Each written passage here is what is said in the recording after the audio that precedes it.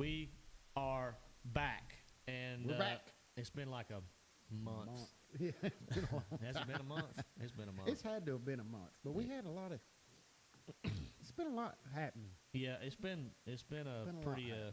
pretty wild. And I hope we fixed the sound, Keith. You let us know if we didn't, but we actually were making some adjustments. Pickleball. Look, I already God, get it. Scott, Pickleball. no, Hey. I'm done. We cut it off. All right. We got sound issues. I think we got issues with the live chat. Yeah. Scott says fuzzy sound and There quiet. we go. Yeah, I knew we had sound issues. We're right on cue with Right on crappy cue. sound and quiet. And then Chuck said it sounds good. And then Brandy says it's low. All right, if anybody's got low sound, first of all, just turn it all the way up on y'all's end. Make sure it's not just on our end. This is not surprising to me, though. No, it's right where we're. Chuck says it sounds good. Scott says no. Now, when we get four different comments, We don't know where to go. we don't know which way to go with our We sound. do not. Okay, hit my mic. Keith said, Maybe there that you fixed go. it. All right, we want a good, clean, crisp, loud sound. They still say it's fuzzy. Still saying it's fuzzy. Still got fuzzy. Can we not test this before the show ever? All right. Apparently not. Apparently not. Can you hear me now? Can you hear me now? Oh my God. I think Jeff's in there on the phone. Louder but staticky. Does it sound like this? Shh. Louder but staticky. That's what I'm getting, Tyler. Tyler's over there. He's over turning there panicking. He's buttons. turning every dial on that soundboard. Jeff, help us, Jeff. Jeff, help us. Jeff, help us. I mean, you tell me. We getting 50 He comments said about it the sounded sound being just fuzzy. like what I did. Fuzzy. It sounds just like this. Fuzzy, fuzzy, fuzzy sound, fuzzy sound, fuzzy sound, fuzzy sound. People are saying it's low volume. Fuzzy is fine, Keith said. Fuzzy's not fine if we can't hear it While we clearly. don't have sound, we can talk about something that don't really mean anything. All right, as of right now, Matt can is a y'all- Grandmaster Pickleball champion y'all- as of this weekend. Matt. Chuck, won the championship? we won a tournament. We won the tournament we played in, yeah. Grandmaster We've got a gold medal. Pickleball. There's no grandmaster. Pickleball. It's got to be a Grandmaster. Chuck said we're good enough for government work right now, so we're going to roll on with it. So, all right, well, y'all, welcome back to another episode of Let's Talk Fish. It's presented by Angler's Choice Marine. Y'all all know that. Angler's Choice Marine has 3 locations: Martinsville, Virginia, Lexington, North Carolina, and Spindale, North Spindale. Carolina. Also, I know it's October. It's almost Halloween, but don't forget they will have all 3 locations will have open houses coming in January. I know I'll be at least present at the Spindale location. I do believe I have a show that I have to be at. I think it's the East Tennessee Fishing Show that I'll be at this year because we're going to have. When is it? It's in January. Okay. I think it's the same weekend. Hey, we got it fixed. I think we have. Dude, that's so good to hear. Mr. Jones said he loves my rods. Best top water we're rod he's good. ever used. I do want to announce real quick, y'all. My rods are finally available on the website, pulsefishlures.com. You can get them now while they last. This was our first shipment. Once they're gone, there might be a little delay because of the way this shipping process has been working lately. I don't want to make any false promises, but it took us about 3 months longer than we expected to get the first load of them in. But the website does have a full stock of them right now, and held up when the ports closed down. or when they crashed into the bridge. You know what's crazy? You think about those freighters crashing into the bridge up in Baltimore. Yeah. And you're thinking, well, that can't affect us. It affects everything. Oh yeah, there's a lot of commerce comes through. Like there. everything. A lot of Like it goods come affected through. the entire international trade market. Like it was, I don't know. Anyway, I don't have answers. I just know that they didn't show up when they were supposed to, and appreciate you got everybody 'em being now. patient. Yeah, we got them now. Pull your mic down. Pull my mic down? Yeah. Why? It's all in front of your face. Oh. You want to see my pretty face, Tyler? They might want to see your face a little I bit. doubt it. They see my face enough. But I think it sounds good. All right. Good job, Jeff. Hey, the other issue we were having, Did you I watch think what it was he did? Matt's goatee rubbing on his mic. the 'cause he other had it up issue we so were high. having What? is fixed too. Good job, Jeff. No, I didn't. I missed that stuff before we started. Yeah, okay. All right. We both did this. Team effort. Okay, kudos to Tyler, mainly Either Jeff. way, it's working. Let's talk some fishing. We'll give you an 80-20 split. I'll take 80% of the credit goes to Jeff. You get 20 for now. I'll take it. All right, we got to roll on. We got. So the reason we have been absent. This is not the only reason. Thrift was still traveling, fished a team event. Yep. In fished a team Wisconsin. event. Yes, it was in Wisconsin. I just guessed. I knew you were in that direction, but I was like, I Yeah, think he it's said Wisconsin. Wisconsin. Okay. And you want to talk about it? Yeah, we can talk about those because they're live now. So, Yeah, 'cause which is everybody something knows who new won. that MLF has done this year with the Team Series event. Is instead of it being secret for TV only, they actually made it live stream for every day of competition, which is pretty cool because you can actually watch guys out on the body of water trying to figure it out with no practice live, and it's pretty fun to watch. Like, I enjoy watching it after I got kicked out, which didn't take very long.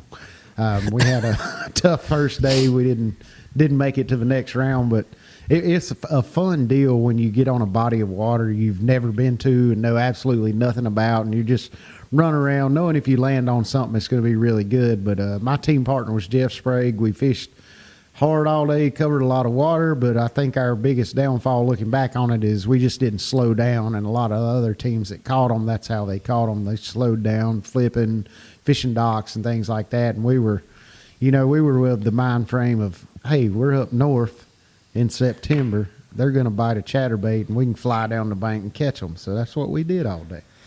Except you didn't catch them. But we didn't catch them. No, we did not. Well, you told me y'all weren't too far, a couple bites away maybe from making the next round, wasn't it? No, Or- it wasn't far. We were right there.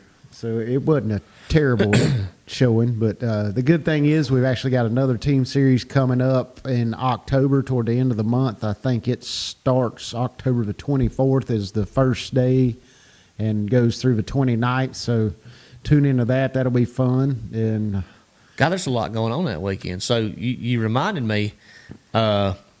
So obviously the BPT team series. Where is that going to be? Do you know?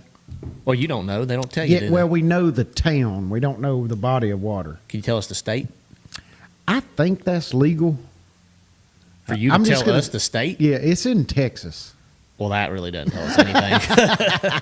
I mean, there's like 3,000 lakes in Texas. So Yes, it's in Texas. all right. So yeah, the team series I actually enjoyed. What little bit I got to see, watching some of that. I do like the format. I'd like to see more of that at the pro level. I'd like to see some intertwining of the leagues. We've always talked about that. Yeah, but, I'd love to see that, Where too. like, But what they should do, since we know there's a lot of people that are like enemies, is they should make a BPT guy fish with an elite guy. Oh, and that'd they be should awesome. randomly have a drawing. That would be an awesome format. Except- but the thing about it, it's not really an exception, but the thing about the team series is there's no entry fee. Like, it's pretty much you're paid on how you finish, but you also get money just to come film the TV show. Just to show up, yeah. And that's the only way you can do a tournament format like that. gotta Is be- no it's- entry fee because Yeah. you can't. You have to sell something. It's like y'all had to have Right. the non-endemic sponsored jerseys and the Right, boats yeah. and all that stuff. So it's the same concept that I used to talk about, that where FLW really had it figured out back in the day with when we had to not use our own boats in the final couple of days. Right. That's also why we fished for a lot more money. Yes, you fish know. for a So, lot more money than we're fishing for. That is now. a great. I think that's kind of what fishing's missing now. I think we need more of that. And obviously none of us want to pay an entry fee. And speaking of which, let's dive in real quick while we've been absent. The Carolinas, Georgia, Tennessee, East Tennessee especially, not so much West, but East Tennessee down to Florida. You've had two hurricanes. You've had Hurricane Helene. You've had Hurricane Milton, caused massive destruction. The Carolinas, my wife, bless her heart, she's been volunteering a ton, helping out best she can, getting all kinds of different supplies together, organized, shipped out of the United Way of Cleveland County here. I volunteered a couple days last week for a few hours each day, going over there to help kind of organize supplies, unload, load, and there's so many different people coming in and out of there to take loads of things that are needed to the people in the West, and continue to pray for them, because I don't think people really realize how bad it really is over there. Right. I personally know a lot of people. I've been volunteering my time locally as opposed to getting in the midst of everything up there, but I do know a lot of people that have been in those areas, and they're like, you don't understand it until you actually see it. Like there's whole places that are They're gone. They're gone. Lots Like, of people went back to nothing, and they even went back to places that you couldn't even rebuild if you wanted to, because It the lay changed of the whole everything dynamic is of the gone. landscape. It's all gone. Like, Yeah, the roads are gone. Bridge. I yeah. mean, I talked to a buddy of mine the other day, a friend of mine who is an engineer for the state. Builds bridges. Okay, Right. He builds bridges. That's his job. He used to work for a local engineering firm. Then he moved on and started working for the DOT. Initial estimates were well over 150 bridges, well over that are gone. Yeah. Now that's not accounting for the roads going to and from these bridges that washed out, Right. part of I-40 that's gone, things like that. It's absolutely demolished. It's devastating. Unfortunately, there was lots of people that lost their lives. The sad thing is the death toll keeps rising, especially in the western part of our state, because they're just now able to access some of these areas. And, people are they're quick to forget after a week after a hurricane is Right. gone. I mean, But they ain't even it's put a gonna be dent in some of these years, places. Years. This if is ever. years. And billions upon billions upon billions of dollars. Yes, Like, it's going to be exactly. insane. And a lot of it, there's a lot of people that are going to go back, and the only option for them is to pick up and move, because they don't have any other options. So, Right. y'all keep your prayers running But for the on a everybody in the positive West. note, it's been nice to see an eye opening. The communities come together, like Matt said, with the volunteering and everybody making donations. Like even around our area, like we were affected a little bit, but nothing like they were. But I mean, you go to the stores around here, and they're anything that could be used to send out there. People have bought and donated and sent out that way to try to help with it, and it's been a great community effort. Everybody Yeah, and coming together we like you said in the county. I mean, poor Tyler over here had multiple trees on his house, may not even be salvageable. We had a couple trees fall on our Right. cabin in Rutherford County. My brother had a tree fall in the middle of his house. We've had a lot of tree damage in the county, a lot of power outages, things like that, but nothing that can't be replaced, and Right. nothing that was completely lost. It was all material things. Tyler, even though he may have lost his house, him and I were talking the other day. I'm like, yeah, but you could salvage everything in the house, and he's like, yeah, and I'm like, Yeah, it's still there. It's it's not still there, and gone down the way. It's just humbling to realize, you don't realize what you have till it's completely gone. Right, And when it's completely exactly. gone, I mean, that just and that's changes. something you don't think about. Yeah, Like, especially in the western part of North Carolina. Right. And, the devastation came from the way the land lays, the way the rivers run, the way these mountains set up. And, there's we got like 6 or 7 inches of rain in Cleveland County, and obviously heavy winds. Right. There's places like an hour from us that got 30 inches of rain. Right. 30 inches of rain. And that's what caused really fast too, in like really a fast. matter of hours. Yep. But yes, there's been a ton of locals, a ton of different organizations, different groups getting together and providing support for the western part of the state. And continue to pray for everybody out that way, because there's a lot of things that still haven't been discovered yet, and there's a lot of places that still don't have full access to, believe it or not, even though, again, it's 2 weeks now after the hurricane. So, but yeah, any of the lakes and rivers damaged. So there was the Waterville Dam, I believe, actually, which is on the Pigeon Forge River, if I'm not mistaken, completely broke. Other than that, there was like on Lake Lure, which is a small mountain lake. They evacuated everybody. Everybody. said So it that was dam, gonna- that dam was on the brink of breaking.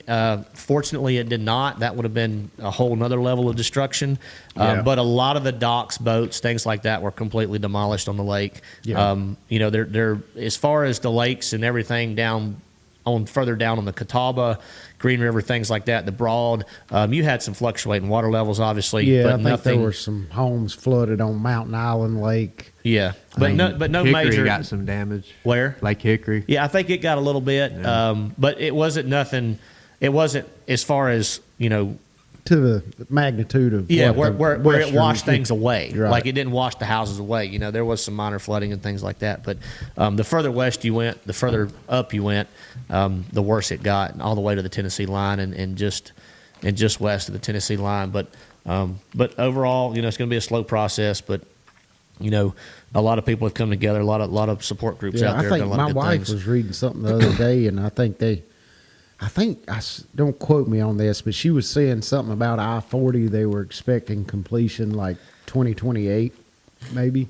I've heard 3 different things. Yeah. So I don't know. I mean, I heard September of 2025, and then No, I heard that's definitely not Then I heard happening. 5 years, but it depends on what they decide to do. Because Yeah. I heard that they would open up 40, soon, but it would just be one lane Right. either way for a couple miles or whatever it was that was Right. completely I heard demolished yesterday 1 lane by January. by January. Okay, Yeah. well that would make sense. And then I don't know if they're going to decide to like blow out part of the building. I mean, part of the mountain and go further in to get further away from that river to prevent this from possibly happening again. Because you can't just go in there and pack up a bunch of dirt and build another road. What Oh, was no. that? I I can't. mean, the only way they can do that, they're going to have to go in there and pour concrete walls for a river to run against. Yeah.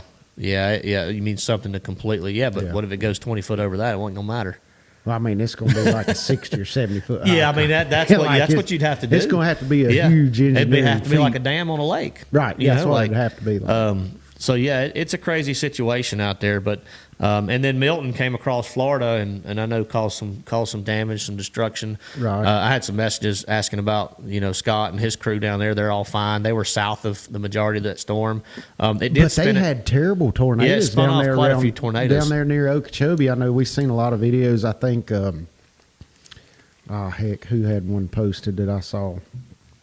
I saw a few floating around. Yeah, but- I saw. I can't remember where I saw. I saw it on Instagram. Yeah, there were several that spun off from that hurricane that caused quite a bit of damage. But Kobe Krieger, I think that's who. it might have been. I think it was Kobe. I don't Krieger. think that. I mean, that seemed pretty bad. But when it finally made landfall, I believe it was downgraded to a Category 3, which ain't great. Still 120 mile an hour winds. Right, yeah. But it continued to lose steam as it pushed inland much quicker than they anticipated, I think. So overall, pretty harsh storm down there in Florida, and Yeah. prayers for them because they did get hit by Helene before it came up through the Carolinas too. Hopefully, we're done with hurricanes. Man, I hope so. Gosh, I hope so. But all right, let's dive back into some fishing content here. One thing I'm going to talk about is Brian and I. I got to touch on this real quick. So I got to give a I shout have out. no idea where he's going with this. I gotta give a shout out to my boy McCoy. He fished his first Bassmaster EQ event at Lake Martin. Oh, did he? Oh, you ain't seen his social media. No. So if you know McCoy, we all love McCoy. And Scott Martin fished it. Scott had a good finish, finished 20-something.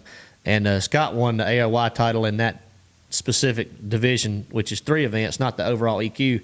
But they still have, I don't think they get anything, but they still crown like an AOY of each division. Right. And this was the Southern Division, which was Okeechobee, where he won, Lake Martin, and I'm not sure where the other one was. I don't even know. And I'm not sure where he finished in that one. But anyway, he won the Angler of the Year title, so shout out to my roomie for that. Shout out to McCoy for, he was in like 2nd or 3rd place after the first day, and then I think he fell to maybe 16th or 17th, something like that. Well, that's pretty good. Yeah, cracked him a check in his first event. And but anyway, he McCoy's known for falling a lot. Like I don't know how else to put it. Like he just loses his balance and he just falls down. Like he Just falls? He runs into stuff, dude. Sometimes we think it's like a little blind dog walking around. Like he just bumps into things all the time. He falls, and when he falls, it's like it looks horrible, dude. It looks like he broke every bone in his body, and then he jumps up and walks away. And it's no different. It's no different. So in this tournament, he catches this like for this tournament, it was like a big one, especially if it was a 2.5 pounder was a big one in this tournament. Like it looked like It was anything over 2. It was like I remember watching a 2+ some of it. pound largemouth from the back of the boat. Yeah, I remember watching some of it and seeing watching the live, and guys would catch one. They'd talk like, "Oh, it's a giant." And he's like, "Oh man, that's a 2 pounder. We got to get him." Yeah. That reminds me of Norman back in the day. He flips. You can see this video on McCoy's Instagram page. It's the real McCoy. Is it the real McCoy or McCoy Fisher? Real McCoy. Real McCoy. Yeah. REEL. Isn't that it? Yeah. On Instagram. And you go pull it up, Brian. While I'm talking about it, so you ain't even All seen right, it. let me pull it up. And he lands his fish and he flips it in the floor from the back deck. And when he does, he's all fired Is up. it the real McCoy or Yeah, the real McCoy. And he steps down into the cockpit of the boat to get to the fish, and dude, his leg just buckles, like his ankle just folds. It's on his Instagram? Yeah, it looks like he broke it. When did he post it? And I don't know, recently. Yeah.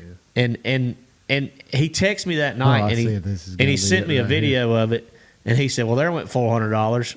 He broke like multiple rods when this happened, but you can see it. You can see it on his Instagram when he falls. And when I saw it, I was like, "Oh yeah, that's a good one too." Watch, Brian's getting ready to see him. Yep. Brian saw him fall for the first time just now. That's unfortunate. And look at his ankle, dude. It looks like he broke his ankle, but he popped up just fine, just like he always good does. for him. I twisted my ankle one time. I was down for like 6 months. I did it before blast off. You did? Oh, that's right. I forgot about that.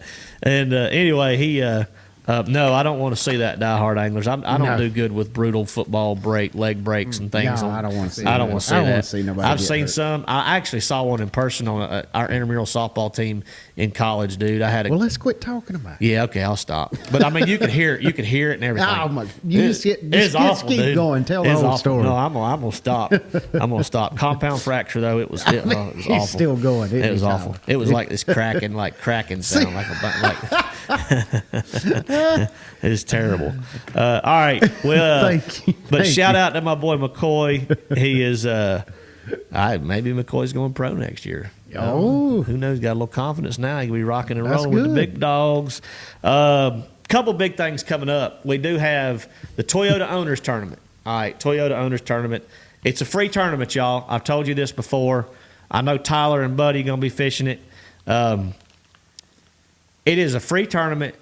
Toyota Bonus Bucks, Team Toyota, ToyotaBonusBucks.com. Sorry, I'm all over the map with this. But you can go to the website. Can you still sign up? I think you can. I think you can still sign up. Did they cap the field? I'm not 100% sure on that. Possibly. I mean, if they got 300 boats, probably. We've always had. I think they cap it at 250. Yeah. And we've always had somewhere around that. Okay. And this is. I was going to say, because free tournament, like you'd think, huge turnout. It's a new venue. Yeah. And here's the thing about Toyota Owners Tournament. All right, so all the Team Toyota guys will be down there for a meet and greet. They feed everybody big meal. Everybody gets like several hundred. Each competitor gets several $100s in Team Toyota fishing swag.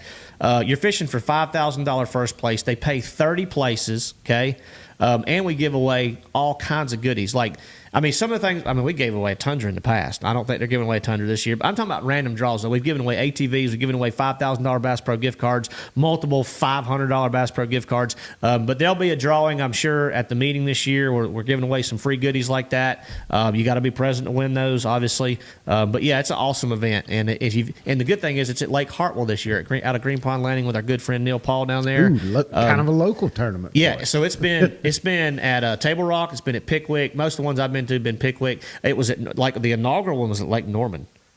I don't know. Really? Yeah, you know one. I did not know that. I think Todd Alton and Chris Bumgarner won that one. Oh, so it's a long time ago. Yeah, because after that it was no pros allowed, I think.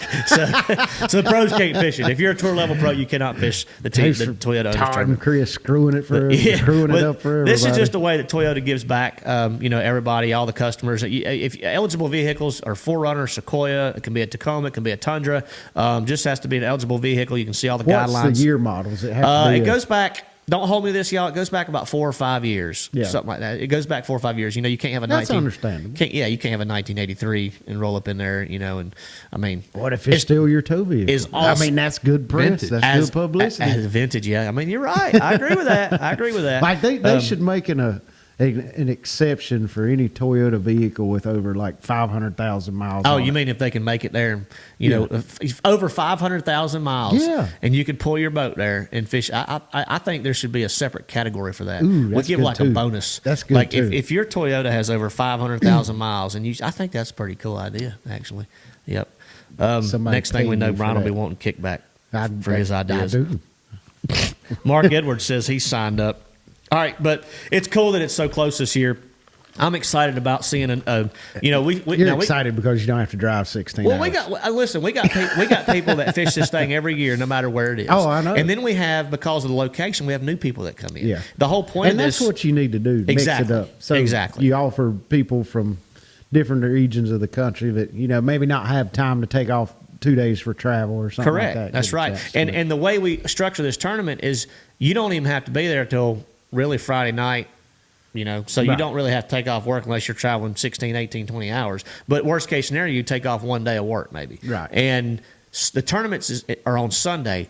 You get official practice day on Saturday. Right. Then we have the dinner and the registration and all the good stuff in Saturday afternoon, and then you take off Sunday morning. Bassmaster comes in and does the MC and the weigh in and all that stuff. So it's cool. You got the stage there and all that stuff. So it's a really awesome event. If you've never fished it, talk to somebody that has, and I can promise you they'll encourage you to do it. And like Brian said, it's a free tournament. Yeah. It's a free You gotta- tournament. you Why you gotta don't want do to? that. Speaking of free tournaments, We got another free tournament coming up. yep. So Same body of water. same body of water. This is called the Ionic Champions Tournament. All right, Brian and I have been privileged enough to be invited to fish this, Yes. It's, and there's going to be. Correct me if I'm wrong. that's the way I understood it. Okay, what I've been told, and based on the rules and the things that I've received so far in my email, there's 50 competitors. All right, it was an invite. It was made. I think 40 guys were invited. 5 female anglers are invited, and then 5 golden tickets were given out. Yeah. The way the golden tickets were given out is it was a random drawing. I think you just had to register on their website or something like that, and then they draw your name, and 5 people get to fish it. So there's That's 50, pretty cool. Yeah, there's 50 people competing for $100,000 with no entry fee. It's 50. Well, it's $100,000 total purse, $100,000 $100,000 payout. total purse. From what I've been told, and you've been told, the top 10 get paid. I think so. That's what I was told on the phone. Okay. Top 10 get You paid. go, you go with it. First place is $50,000, and then second through 10th will split the other $50,000. The breakdown, I don't know yet. But regardless, you get to go down there and compete in a free tournament for $100,000 in total prize money. I said I'm in, I'm in too. and Thrift's in. Yeah, free. Why free, would you not be in? Yeah, exactly. Free. Well, it's a hard decision. No, it really wasn't that hard of a decision for me. It is November. Everybody understand when I tell them when the dates are. Oh, my God. It's November 15th, 16th, and 17th. It will be out of Broyles Landing. Now, here's the other cool thing. Tournament's actually 2 days, 16th and 17th. 15th is A practice We day. only get one practice day. Yeah, That's the other one thing, practice. which I think is kind of cool. I do too. I like that. We get one practice day, and then we fish Saturday and Sunday, and it's cumulative weight both days, 5-fish format. It's none of this catch 687 fish and weighing 3,823 pounds. I'm kidding, Brian. But it's 5-fish You format. could do that at Hartwell with all the spots. You in it. probably could, yeah. Yeah, but see, that wouldn't be enough. Like, you and I, neither one of us want to go down there and go off the bank and try to catch as many 13-inch spots as we can. Well, you put a minimum on it, 2-pounders. Well, I mean, you could. I'd probably stay on the bank in that case. Exactly. I know how many like 110s are in that lake, and 1.8s and 1.7s. They're like going offshore at Norman and trying to catch 2-pounders. Yeah, might take that's you 3 a tall days. order. Yeah, that's it a might take you difficult 3. task I hear to Norman's been fishing really good lately. It has. I know Robbie Dye won a tournament. Him and Mike Seawright. Uh-oh. I think. Wait, him and Seawright? Yeah, him and Seawright won a tournament hold on a second. Saturday. Did Seawright's compadre on his podcast fish the Oh, tournament? they beat Hamrick So where'd Hamrick finish? second. Are you kidding me? Yeah. So Robbie and Mike had almost 20 pounds. They had 19 something. They had a huge bag. So how bad did they I beat think second? Hamrick had 16, which is respectable. Very respectable. A great bag. But that's a butt kicking any way you look That's at a it. butt whooping. I mean, they flat whooped Hamrick. What tournament was that? He told me the name of it and I forgot. Okay. But Seawright took out Hamrick on his own pond. Yep. Yeah. Was it the Yeah, cat I can only tournament? imagine what's going on between them two right now. We've I had would both of them on the loved to show. have been there just to hear all the Cat tournament. hear Keithwood. all the junk talking. CATT tournament. Oh, cat trail. There you go. Yep. Oh, Scott's got a question for you. Got any billfish derbs left this year? No, I think that's done for the year. No more bill. I think yeah. those wrap up. A little around- chilly, ain't it? Getting a little chilly. Yeah, and they wrap up in September, I believe. Like there's not a lot of. I guess all the fish. I don't know the migration routes or whatever. I know we did have a really good trip in September. I went offshore for 3 days out of Virginia Beach. Caught my first blue marlin. Nice. Yes. How I've been- big I've was been it? after one for like 4 years. I finally caught my first blue marlin. It wasn't a giant. It's probably like 250 pounds. Oh, pretty good one, ain't it? There's a video of it on my Instagram. But anyway, that was a very Were fun you on the trip. rod the whole time? Yeah. Well, why? I was. The whole fight on there? Yes. Well, How long? no, not the whole fight. Oh! Because it was like, Just kidding. I mean, I don't want to put a 6 or 7 minute video up, but that's all it took to land. Really? Was like 6 or 7 minutes? Yeah. Wow. Why so quick? So the way the billfish world works, you just have, if you touch the leader, that counts as a catch. I wish that counted in our tournaments. Don't you, Tyler? Yeah. So you should, I don't know the regulations on leader length or any of that. I'm about to say I'd make my leader mates and the 250 boat foot. captain and I'll take care of that. But yeah, if you touch the leader, so when you hook the blues or white marlin, whatever billfish it is, you try to back down on it as quick as you can and get your hand on that leader. And then, so as soon as you'll touch, if you watch my video, we back down on this fish and I get the leader up there and the mate reaches up there and touch the leader and he immediately lets it go. And that Did you counts touch as, the leader? No. Well, it doesn't count. Yeah, it does. It's not your fish. Oh my. What do you You think, want me to Tyler? start critiquing pickleball? I think it's got to go in the You don't boat. even know the rules of pickleball. How I can know you because critique it's it? stupid. So is touching a leader and not landing a fish and counting But as it. soon as he touches it, he just lets it go, and then you see the fish start jumping. It's pretty cool. So what? So sorry, I'm ignorant when it comes to marlin fishing. You touch the leader, you still have to get the hook out of his mouth. Now cut it. Oh, okay. So touching the leader counts as it being caught, and then he lets it go, and then you actually fight the fish and wear him down till you can get a hold of the leader and hold the fish up by the boat and remove the hook. Try if to you remove can, the hook. or, yeah, cut the yeah. line. Okay, I got you. Yeah. I got you. I think we need that in bass fishing. Like, I can get it to the boat, and then it counts as a catch. But if it comes off, I'm good. Well, I mean, video. Well, I mean, you I don't know how you five do fish it. limit. It ain't gonna work. But I mean, you It know, sounds- everything had to be sounds video and yada yada yada. So It was I mean, fun. yeah. There's That's a lot all of I can there's say. a lot of fishing tournaments that I've touched the leader on at the boat and lost that I'd like to count. Like the 5-pounder you kicked out of the boat. And No, he threw it. I He threw didn't it. kick it. I threw it. I dropped it. So, he said, John said it's like your date at the prom leaving with another guy, question mark. Did you catch it on a, I don't know. I was satisfied either way. I'm going to say neither, Scott. He probably caught it on a mackerel or something. What'd you catch that marlin on? on a big pitch bait. So it come up on the teaser. What was the bait? It was a Spanish mackerel about, It was a Spanish about yay mackerel. long. Okay. All right, yeah. I figured And it it's wasn't the coolest thing ever. Like, if you've never caught one, if you have any desire to, you need to go do it because I'm addicted to it. You see this big old fish come up on the teaser, and see, that's what's cool is they wind the teasers in once a marlin gets up on the teaser and then pitch the pitch bait back there. And it's only like 25, 30 feet off the back of the boat sitting there skipping on top of the swell. And then you just see this big old giant marlin come up and just... Yeah, you say that was 250 pounds, which to me is a giant fish. Could you I mean- imagine a 1,000-pounder? Oh, I couldn't imagine it. I mean, it's got to be like this wide, right, from the floor to my hand. That probably wider than that. Probably that big. Yeah. I mean, that's insane. It's. I'd love to see one. I doubt I ever get to. But It's hard to I'd love fathom. But back to that Champions Tournament. So it is out of Broyles Landing, and I know they're going to have they're going to try to make it a pretty big deal. So if you're in the area, they're going to have like a meet and greet and a big supper. I think it's going to be Friday evening after practice. I know it's going to be Friday evening after practice. There's going to be a barbecue dinner. I think all this is going to be at Broyles Landing. I think they plan on having several vendors there to set up. Some, It's gonna be a cool deal. Yeah, it should be a cool deal. And they're supposed to. I'm not sure exactly what who's doing it, but there's supposed to be some pretty cool opportunities for some media coverage and things like that. Yep. So you'll be able to follow the event online and things like that. I know there's going to be some pretty heavy hitters fishing it. And it should be a lot of fun. And obviously, a lot of guys are going to be in the woods that time of year. But yeah, it's going to be a cool tournament, cool opportunity, free entry fee, $100,000 payout. You can't beat that. So, Nope. it's been a long time since I fished a tournament in November. I mean, a long time, Brian. Me too. I guess the closest I've got to fishing one in November is probably the last championship we fished at Moss Lake. That was in October. but it was close to November. Well, not November. I mean, I said close. well, to November. Oh, wait. That was last year. Look at the date. Look, November the The 4th. check's back here behind Brian, and it was on November 4th. Shows how much I know. So it's That's been a right. year since I fished a tournament in November. Well, okay. So before that one, it'd probably been literally 10 years. Yeah. And Nah. See, Negative. you're caught up on your Negative. November bite. You were but just do you fishing. remember? This is why I don't fish tournaments in November.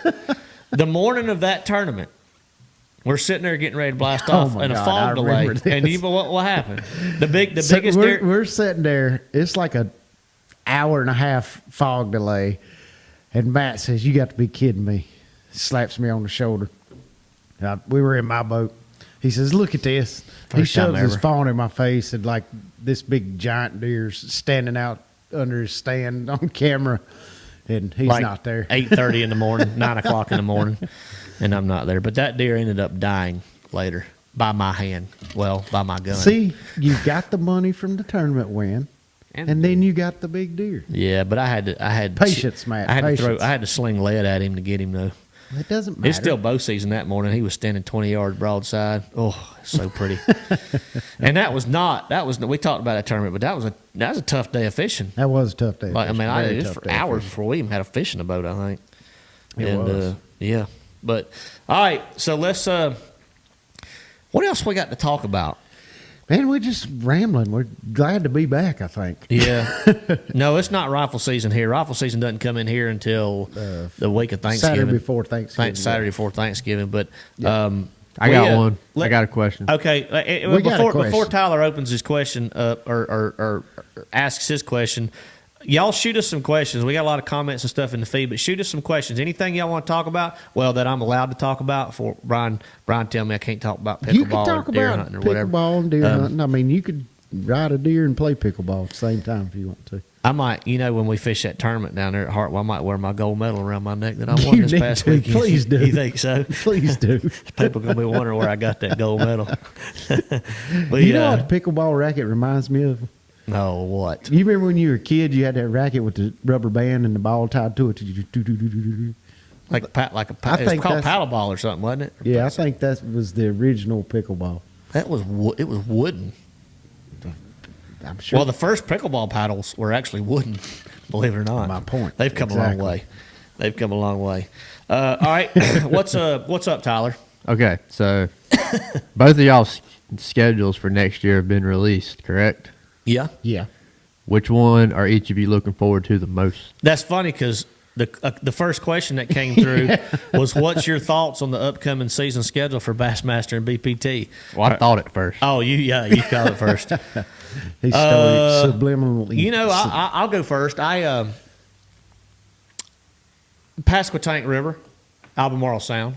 For number one reason is because I have never been there before. So I love going to new places. And this place is legit. Like, I think it's really flown under the radar because you don't hear a lot about the eastern part of our state.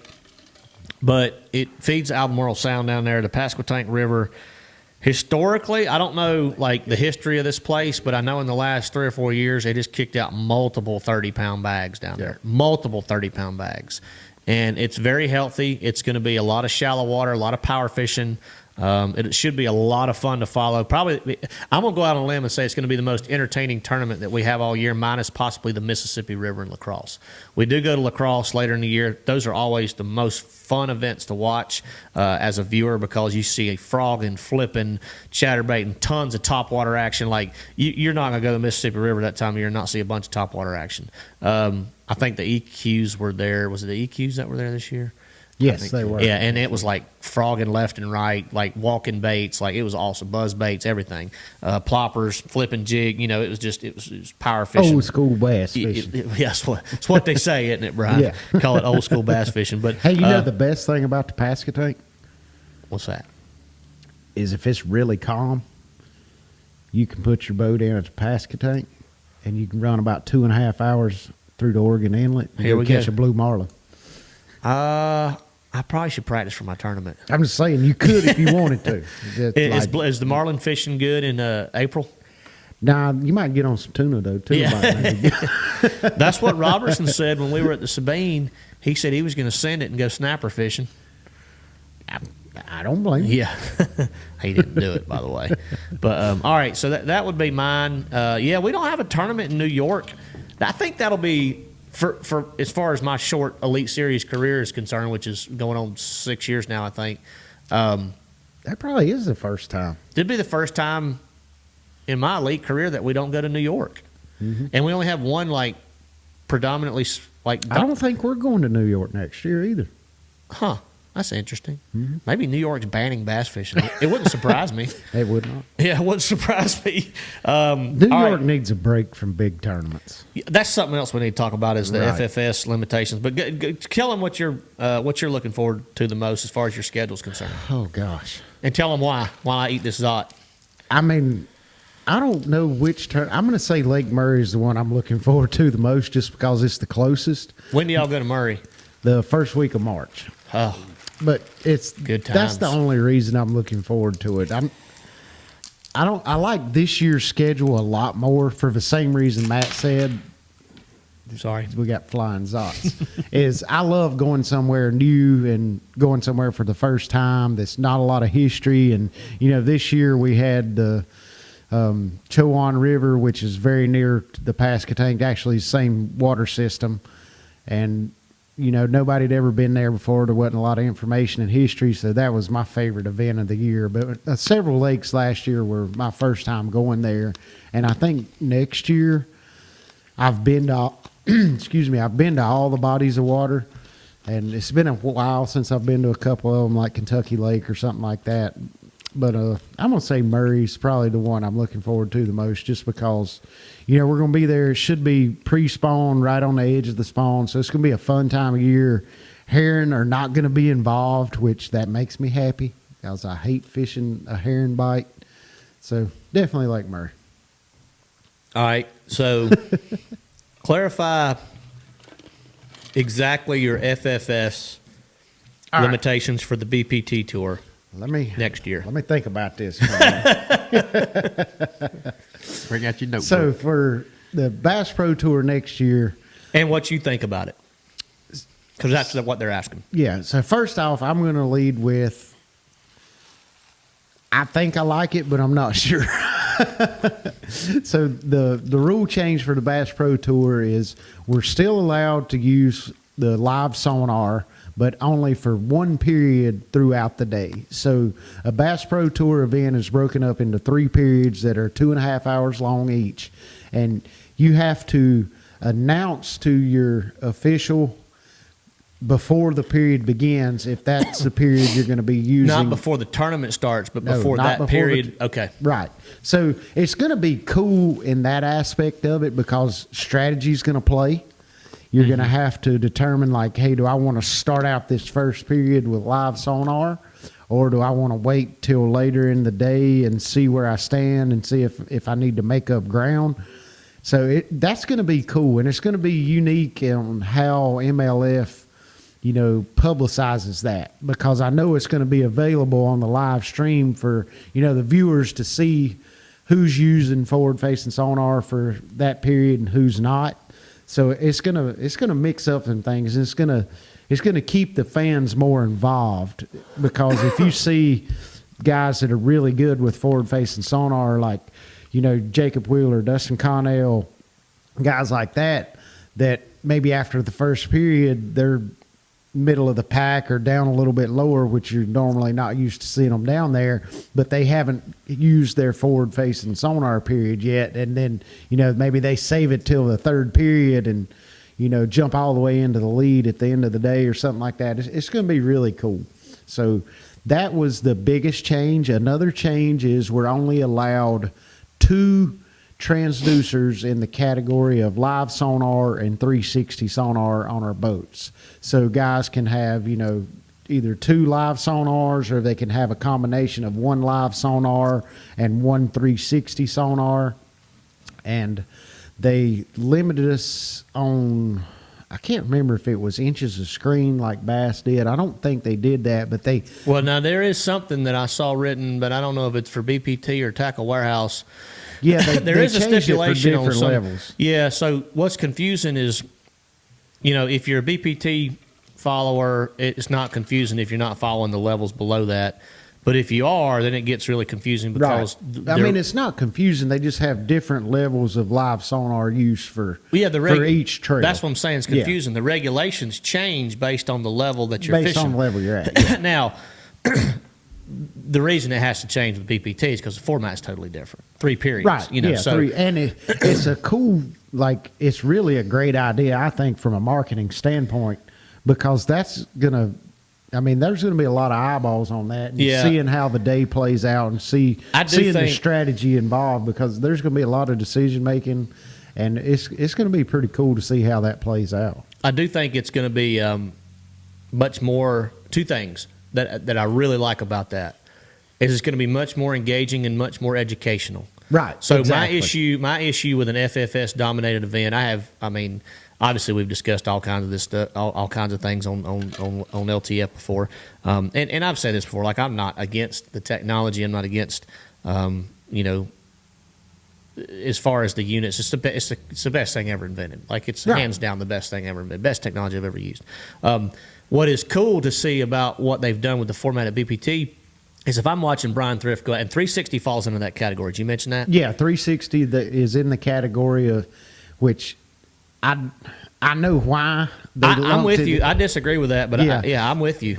So the forward-facing sonar is not really, it's forward-facing sonar, but the whole thing about it is it's live sonar. Correct. And 360 is not live. You can't take your 360 and chase a bass 500 yards. No, I can't chase a bass out in the middle of the lake and throw at him until he bites it. And the reason it was lumped together, I think, was a personal vendetta against Bryan Thrift. No, not a personal vendetta against me, but I guess they viewed it as, 360's Humminbird's thing. Like, they've controlled the market on the 360. Like, sure. And I guess they thought it wouldn't be fair to not take something from them if they took because something. Garmin and Lowrance kind of dominate the live. They think, I get it. I mean, that's the only thing I get it. Or it was anglers that were more of a marketing standpoint. Yeah, and then anglers like, well, if you're going to take live sonar from me, you got to take 360 from the other guys or something like that. I think it was more of that. I think there was probably some crybaby-ish things going on. There always is, dude. There always is. There always is. But point blank, I think they made the right call. I mean, it's, you got to be fair to everybody. With every bit of give, you got to have a little take. So I'm fine with it. Yeah. And one other thing I want to touch on, Chuck already mentioned it here, was the Bass Pro Tour did put a height limit on your graphs. You mean how high they can be mounted? Yes. Or just how tall the unit is? For safety issues. Your visibility above those graphs, because when you're running, you see guys, they've got 4 or 5 graphs up front on the bow, or they've got them mounted on a pedestal that stick way up on the bow. Yeah. Or guys have the big screens right at the console and you can't see over them. So just for safety purposes is why they did that, which I think is a great idea. Probably should have been implemented a long time ago. Luckily, I don't think graphs have caused any major wrecks, but now it's definitely not going to, because the height minimum is going to make it to where, you're not going to be able to have a big obstruction in front of your view when you're driving that boat. Is it actually an actual height minimum, like off the deck in front of, or does it depend on the individual person's view? No, it's off the deck. You got a difference between somebody like Andy and Brian. Yeah, like if it was me, they'd have you can't have but a 5-inch graph. But no, it's a height minimum measured off of the deck of the boat on the bow, and it's measured off of the middle of the steering column at your boat. Huh. So okay. I think it was 16 and 18 inches. Yeah. I think it was 18 inches on the bow and 16 inches from the steering column up is where you can have your graph height set at. Okay. On a side note, Trent ever respond to you? No, but I got another one. Oh, okay, perfect. All right. We just came up with it. It's a good one, too. It's going to be easy. That's fine. But so we'll back to what I like about from the educational standpoint is you kind of touched on it a little bit, but I get to see Wheeler or you, Connell, whoever, go out and use the highest end technology available on the market to capture 20 bass this period. Right. And they're out in the middle of nowhere, whatever they're doing. Okay? Right.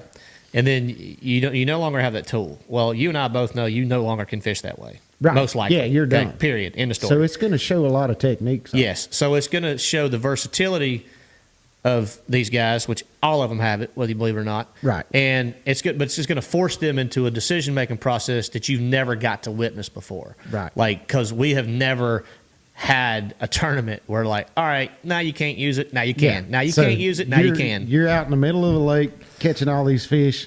All right, you're done with that. Now Yeah. you've got to go flip docks or Yep. fish grass Yep. or fish offshore or something using 2D sonar, Yep. which is And- going to be and- pretty cool. One argument that I've heard about that is I've heard a few, not very many people, but I've heard a few say, well, yeah, but watching somebody catch 25 bass is so much more fun than watching them catch 5. Well, I'm like, yeah, but it's not. Like, like you see them catch 25 the same way. That's not fun to me. Like, it's fun to see them. Now, It's doing fun to it, me because I like catching them. I said doing it's different. watching it and doing it's two different things. Well, it depends because, see, now in this scenario, you're going to have guys that are going to practice different. 100%. So you're going to see, you may see guys get on 2 or 3 really dominant patterns. Yeah. So you may see somebody like, all right, I've got an area of a lake. I can go jack them with the live sonar. So I'm going to go do that this period. But then they also practice like, hey, I've got schooling fish over here in this pocket. So when I'm done with this, I can go over there and jack them schooling fish. Yeah, So, so- it's going to be cool Yeah. because guys are going to practice several different ways. So, and my point is kind of what you just made. If I watch you catch 25 fish one period with your forward-facing sonar off the bank, chasing them around with a minnow and a spinning rod, Yeah, that's and you boring. catch exactly. Yeah, Thank that's you. boring. But I know in the back of my mind, you're gonna have to go flip docks and grind next period Yeah, to see so what. And you're I'm gonna see, stay tuned. Correct. I'm gonna stay tuned. I'm gonna be engaged, and I'm gonna learn something different. Yes. You cannot learn, but only so much when you watch somebody do the same thing over and over and over and over I again. agree. Forward-facing technology, there's only so many tricks of the trade, right? Other than Right. changing your bait 6,000 times. Once you understand, and the technology's getting so good now, like it's getting easier and easier to understand and kind of adapt to. And everybody on the pro level, like, is good at it. Like Right. whether these guys go out I mean, there. there's some that aren't that good at it. Like I don't Well, consider those are the ones myself, that refuse to embrace it. right. And I don't think it's a point of being good at it. I think it's like I can do Dedicating it. yourself to Yeah, it. dedicating Yeah. yourself to it. Yep. Like you look at all the very accomplished anglers, they are very dedicated to a specific bite, a specific pattern throughout their career that they've built their career on. I mean, you look at guys like Denny Brower built his career flipping. Guys like Shaw Grigsby built their career around sight fishing. I pretty much built my career fishing isolated structure. And you see guys like that. It's kind of the same thing with the forward facing, but it's just, I don't know. I mean, it's just so dominant that now that's the only way you can compete 97% of the time. Yeah, yeah.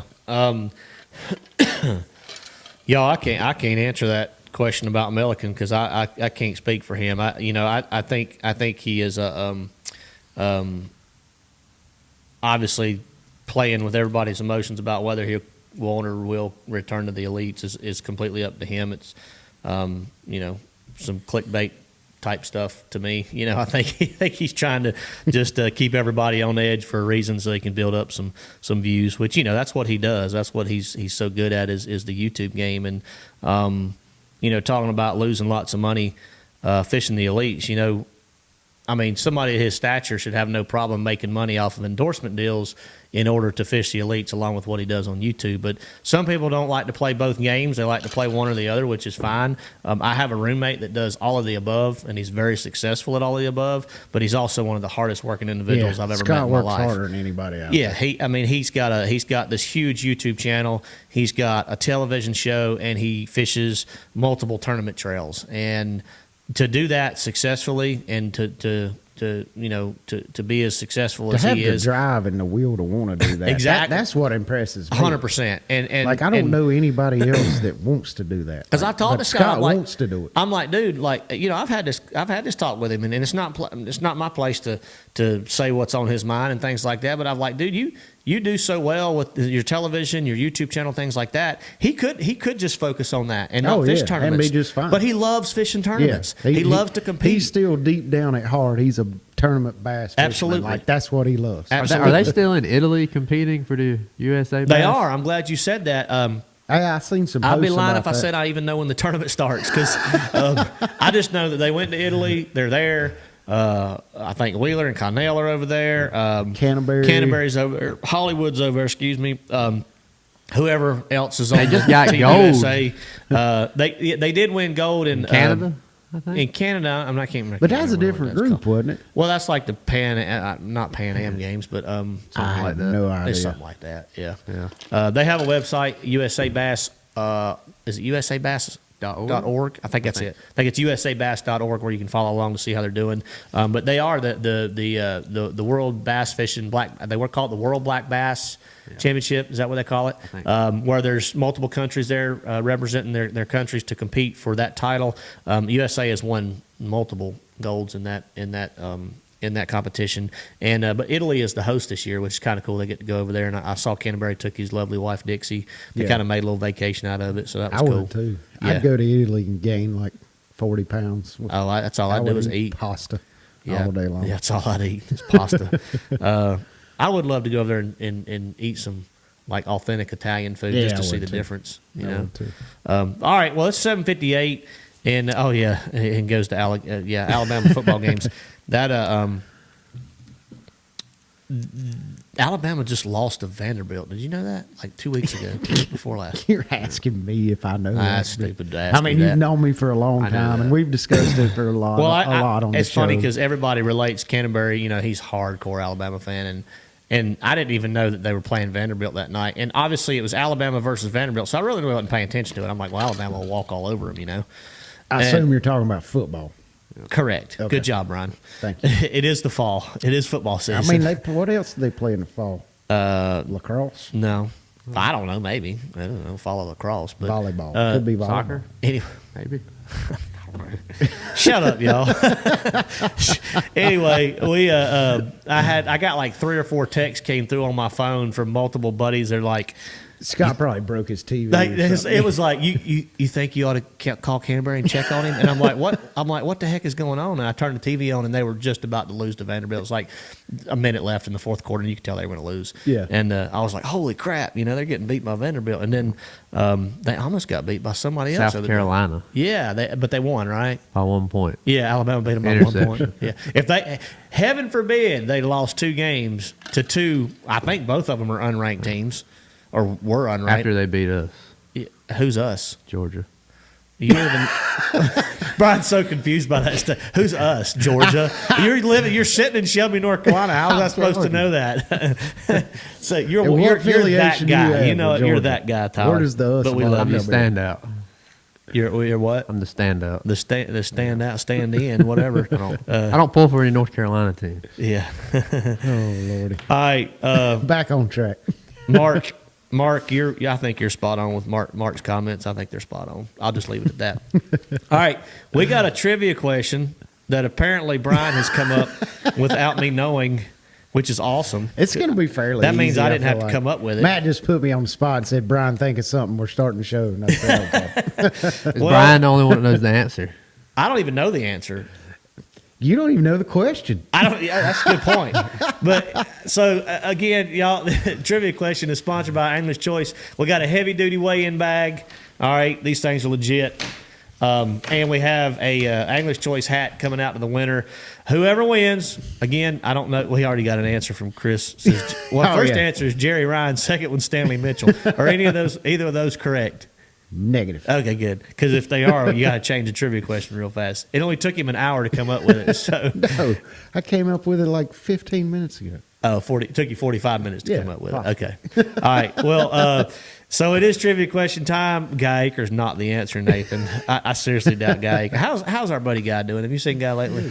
I seen him a couple weeks ago. He's doing good. Good. Yep. Good. Doing I good. love Guy, man. He's a Oh, he's a yeah. good dude, and I need to go over to Great Outdoors and visit him sometime soon. I hadn't been over to Great Outdoors in a while. Yeah. Been a minute.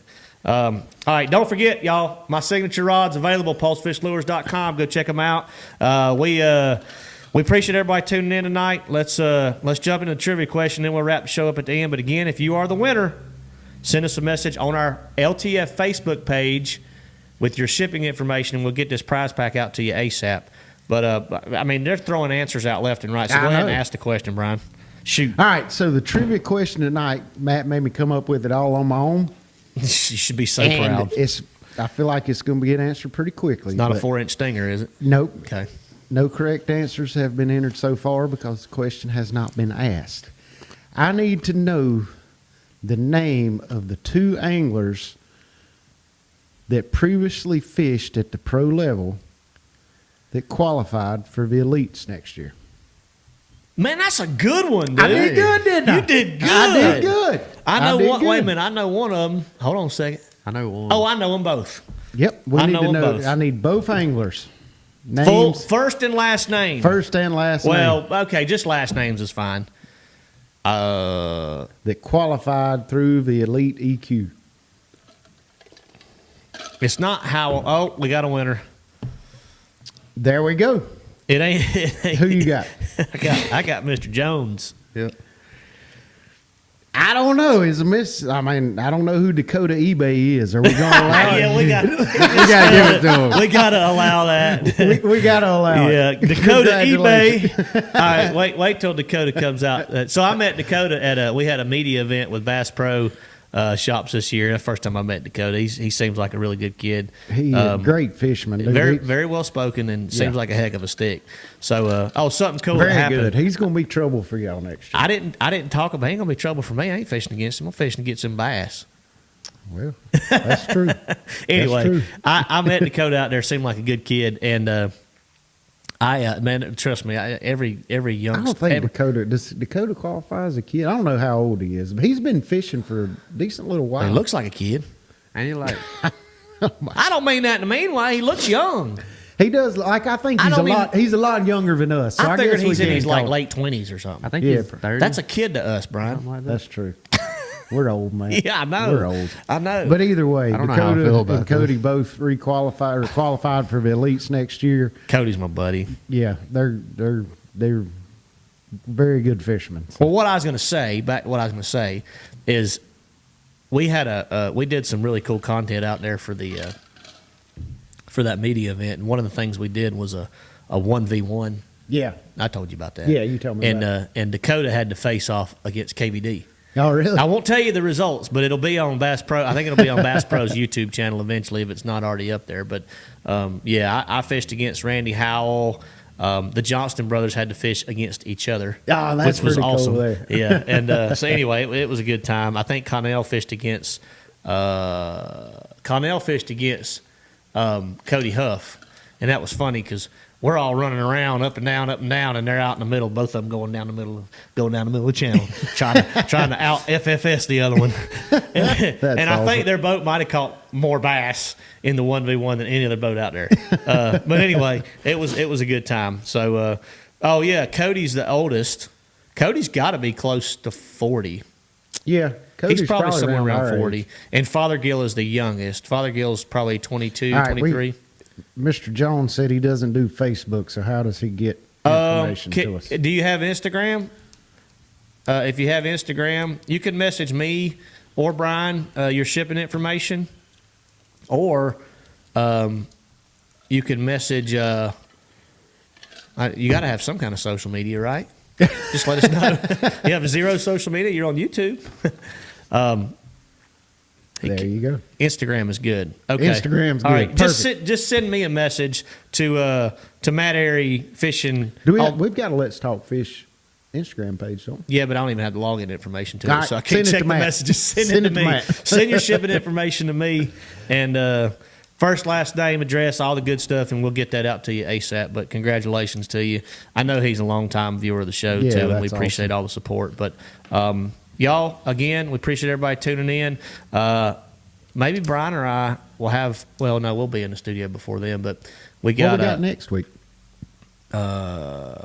We may get 2 back-to-back. It's possible. we Right now, might. You know where my kids are leaving Friday? I go? did not know that. They're flying to Miami Friday. I mean, Saturday. You know what for? You should know this. I mean, Disney's not in Miami. It was their Christmas present last year. A cruise, Disney cruise. Now I'd go on a cruise, but I wouldn't go to this. That's another hint. It's a have no- Taylor Swift concert. No. You would go to a Taylor Swift concert. I would not. Actually, if it was in Charlotte, I'd probably go with my daughters, of course, not by myself. That's what I'm saying. Yeah, Like, yeah, you would yeah, go and yeah. support I'd go your with my daughters. girls, but yeah, they're going out of town this Saturday, and they're all fired up. So they get back on Monday. So yeah, we'll try to get back in the studio as soon as possible. Hey, and I think there we go. Halloween's the next. I don't know. I don't know either. Oh, the Toyota Owners Tournament's the following weekend, so I know I'll be down there for a few days, and I got to look at my Either way, calendar. Tuesday. dude. Like 80% chance of a show next week. Yeah, I like it. But Todd Goad's coming down. We're going to do a show together with you, obviously. Next week? Either next week or the week after. Perfect. He gave me one of those 2 dates, so we'll 100% be in the studio either next week or the week after. Perfect. But we The week after, I may be gone. okay, all Let right. me see. Well, Yeah, I may be gone the week after. Maybe- Next week I'll maybe. be. Well, it depends on how I do in Texas He at the don't team know. series. I'll either be here and crying the blues, or I won't be here and I'll be doing good. You never know, Nathan. There could be a pulse rod giveaway on the show that night. You never know. I What we feel might like do. there has to be if Todd's coming. Well, I don't want to. So, I don't want Todd- to spoil anything. It's on you. I don't want to spoil anything, but we'll. You got to tune in to win. That's all I can say. We have trivia giveaway every time we have a show. You got to tune in to win. But all right, y'all. Appreciate y'all tuning in, and we'll see y'all hopefully very soon within the next 1, if not 2 weeks, at the very least. Very least. Or latest. yeah, Is it well, least or latest? Either way. Either way, if we can't go fishing, Matt, what are we going to do? We're gonna sit right here and talk fish. See y'all next time. Thank you, guys.